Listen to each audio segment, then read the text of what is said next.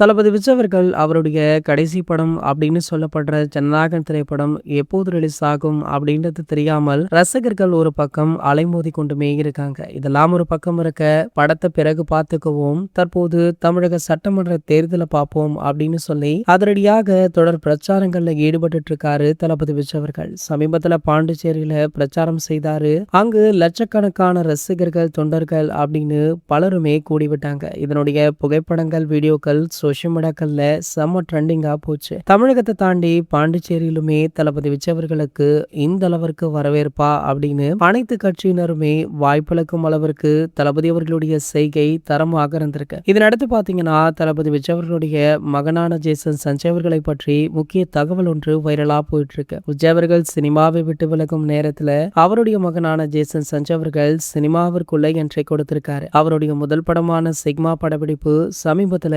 முழுவதுமாக நிறைவடைந்து விட்டதா. இதனடுத்து படத்திற்கான போஸ்ட் ப்ரொடக்ஷன் வேலைகள் மிக தீவிரமாக நடைபெற்று வருதாம். இந்த நிலையில ஜேசன் அவர்கள் இந்த படம் மட்டுமல்ல, அவருடைய அடுத்த படத்திலுமே கவனத்தை செலுத்திட்டு இருக்காரா. சமீபத்துல சூப்பர் ஸ்டாரை சந்தித்து இந்த படத்துடைய கதையை சொல்லியிருக்காரு. காரணம் என்ன அப்படின்னு பாத்தீங்கன்னா, இந்த படத்தை தயாரிப்பதே சூப்பர் ஸ்டார் தான் அப்படின்ற தகவல் வைரலா போயிட்டு இருக்கு. சூப்பர் ஸ்டார் அவருடைய மூத்த மகளான ஐஸ்வர்யாவுடன் இணைந்து ஜேசன் சஞ்சய் அவர்களுடைய இரண்டாவது திரைப்படத்தை தயாரிக்க இருக்காரா. கூடிய விரைவிலேயே இதற்கான அதிகாரப்பூர்வ அறிவிப்பு வெளியாக இருக்கு அப்படின்ற தகவல் வைரலா போயிட்டு இருக்கு. சோ இந்த நிலையில சூப்பர் ஸ்டார் அவர்கள் வழங்கிய இவ்வளவு பெரிய வாய்ப்பிற்கு நன்றி அப்படின்னு சொல்லி ஜேசன் சஞ்சய் அவர்கள் பேசியிருப்பதுமே அனைவரையும் நிகழ வச்சிருக்கு. இது போன்ற செய்திகளை பத்தி நீங்க உடனே தெரிஞ்சுக்க நம்மளுடைய சேனலை மறக்காம சப்ஸ்கிரைப் பண்ணிக்கோங்க.